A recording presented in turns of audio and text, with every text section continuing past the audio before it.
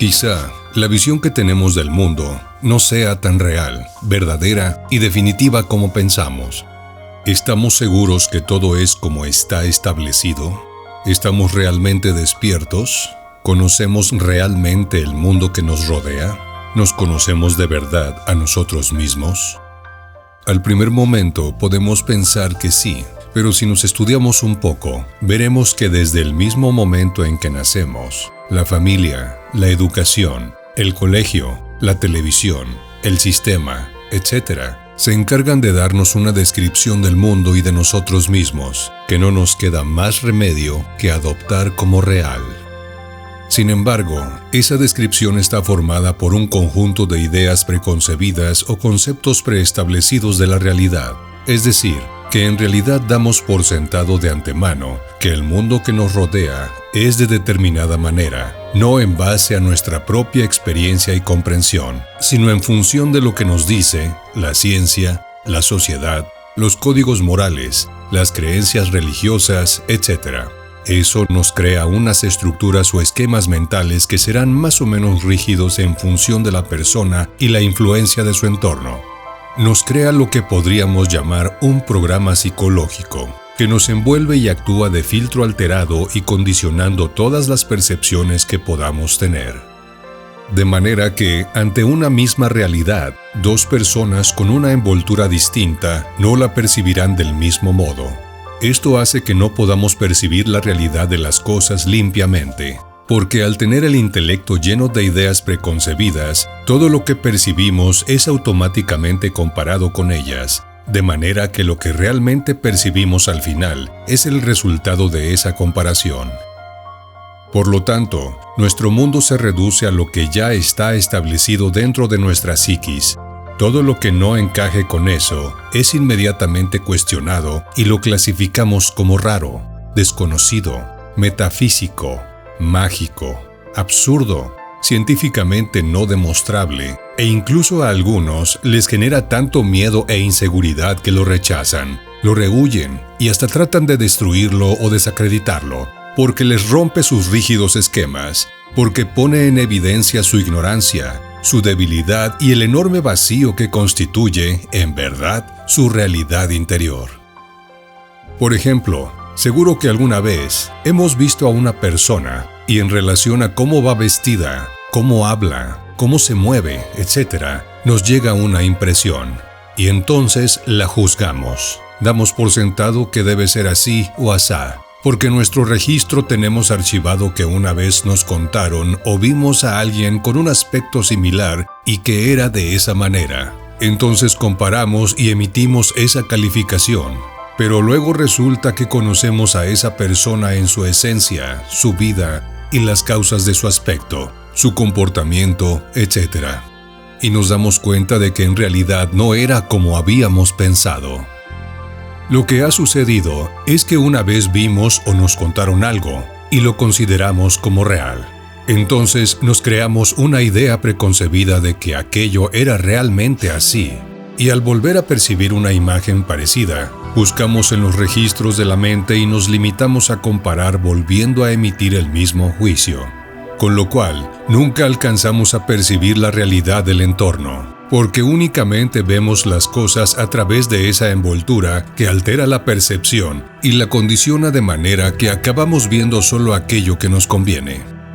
Con esto, queremos hacer entender que el intelecto es la función más elemental de la mente, es muy limitado y solo puede percibir las impresiones, que llegan a través de los 6 sentidos y con esa información el intelecto elabora conceptos y crea una descripción del mundo.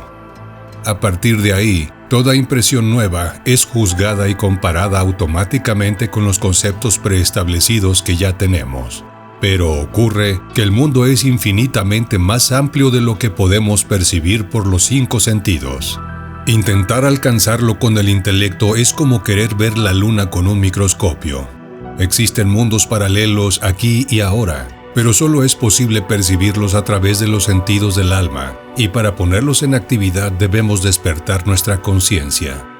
En otras palabras, si uno tiene la conciencia dormida, pero da por sentado que está despierto, nunca jamás podrá despertar. solo lo podrá conseguir si encuentra un punto de referencia que le haga darse cuenta de su verdadero estado. Todos esos pensamientos constituyen lo que se conoce en psicología como ego.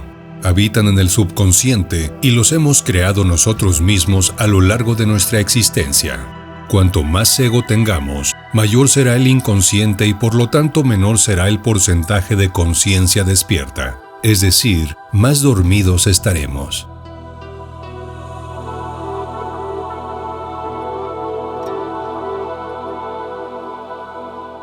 Soñar es la función principal de la mente, y la mente sueña 24 horas al día. Sueña cuando el cerebro está despierto y también cuando está dormido. La diferencia estriba en que, cuando el cerebro está despierto, hay un marco material que nos hace percibir las cosas de una forma lineal. Cuando dormimos, no tenemos ese marco, y el sueño tiende a cambiar constantemente. Los seres humanos soñamos todo el tiempo. Antes de que naciésemos, aquellos que nos precedieron crearon un enorme sueño externo que llamaremos el sueño de la sociedad o el sueño del planeta. El sueño del planeta es el sueño colectivo hecho de miles de millones de sueños más pequeños, de sueños personales que, unidos, crean un sueño de una familia, un sueño de una comunidad, un sueño de una ciudad, un sueño de un país y finalmente, un sueño de toda la humanidad.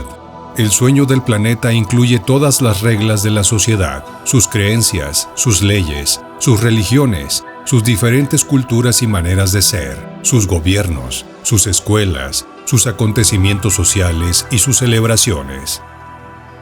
Nacemos con la capacidad de aprender a soñar, y los seres humanos que nos preceden nos enseñan a soñar de la forma en que lo hace la sociedad. El sueño externo tiene tantas reglas que, cuando nace un niño, captamos su atención para introducir estas reglas en su mente. Día a día, en casa, en la escuela, en la iglesia y desde la televisión, nos dicen cómo hemos de vivir, qué tipo de comportamiento es aceptable. El sueño externo nos enseña cómo ser seres humanos. Tenemos todo un concepto de lo que es una mujer y de lo que es un hombre.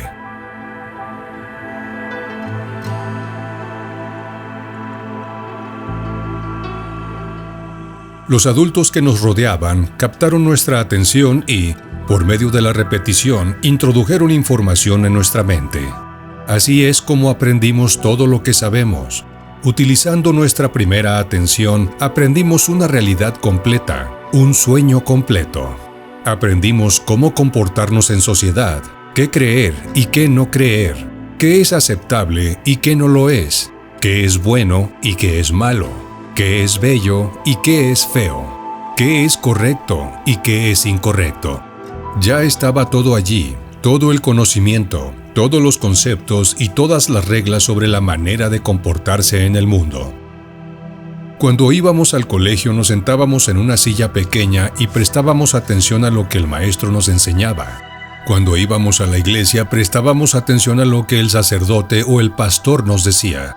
La misma dinámica funcionaba con mamá y papá, y con nuestros hermanos y hermanas.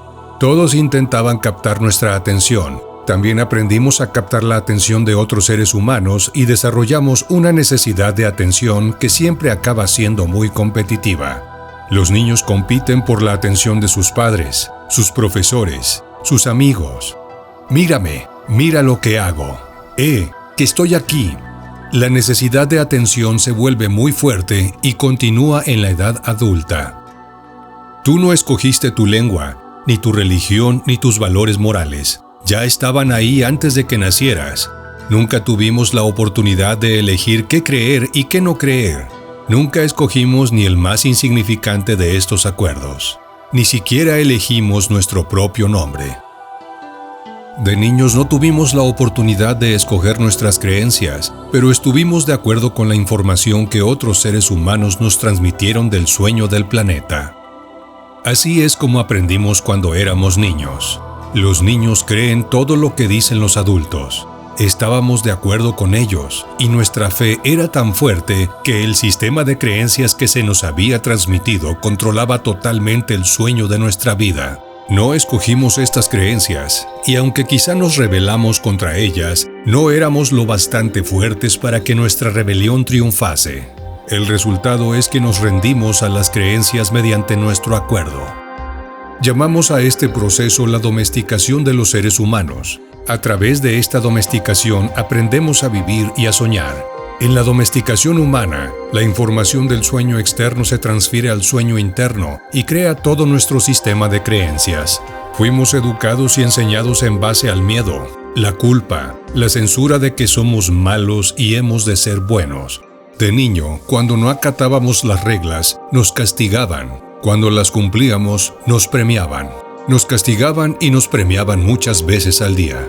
Pronto empezamos a tener miedo de ser castigados y también de no recibir la recompensa, es decir, la atención de nuestros padres o de otras personas como hermanos, profesores y amigos. La domesticación es tan poderosa que, en un determinado momento de nuestra vida, ya no necesitamos que nadie nos domestique. No necesitamos que mamá o papá, la escuela o la iglesia nos domestiquen.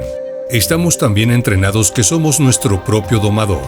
Somos un animal autodomesticado. Ahora nos domesticamos a nosotros mismos según el sistema de creencias que nos transmitieron y utilizando el mismo sistema de castigo y recompensa. Nuestro sistema de creencias es como el libro de la ley que gobierna nuestra mente. No es cuestionable. Cualquier cosa que esté en ese libro de la ley es nuestra verdad. Basamos todos nuestros juicios en él, aun cuando vayan en contra de nuestra propia naturaleza interior. Durante el proceso de domesticación, se programaron en nuestra mente incluso leyes morales como los 10 mandamientos. Uno a uno, todos esos acuerdos forman el libro de la ley y dirigen nuestro sueño. Aprendemos a juzgar, nos juzgamos a nosotros mismos, juzgamos a otras personas, a nuestros vecinos. Hay algo en nuestra mente que lo juzga todo y a todos, incluso el clima, el perro, el gato.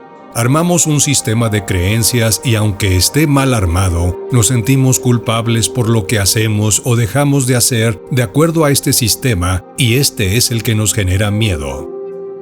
A los seres humanos les resulta normal sufrir, vivir con miedo y crear dramas emocionales. Si observamos la sociedad humana, comprobamos que es un lugar en el que resulta muy difícil vivir porque está gobernado por el miedo.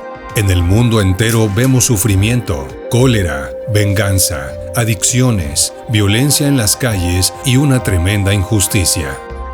Seguimos buscando cuando todo ya está en nosotros.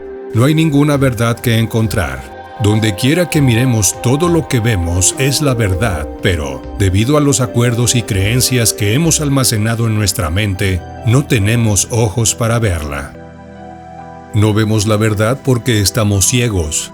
Lo que nos ciega son todas esas falsas creencias que tenemos en la mente.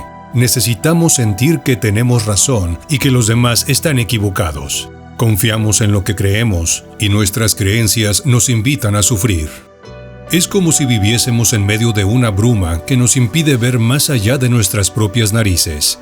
Vivimos en una bruma que ni siquiera es real. Es un sueño, nuestro sueño personal de la vida, lo que creemos, todos los conceptos que tenemos sobre lo que somos, todos los acuerdos a los que hemos llegado con los demás, con nosotros mismos e incluso con Dios. Toda nuestra mente es una bruma que los toltecas llamaron mitote. Nuestra mente es un sueño en el que miles de personas hablan a la vez y nadie comprende nada. Esta es la condición de la mente humana, un gran mitote, y así es imposible ver lo que realmente somos. En la India lo llamaron Maya, que significa ilusión. Es nuestro concepto de yo soy. Todo lo que creemos sobre nosotros mismos y el mundo, todos los conceptos y programas que tenemos en la mente, todo eso es el mitote. Nos resulta imposible ver quiénes somos verdaderamente. Nos resulta imposible ver que no somos libres.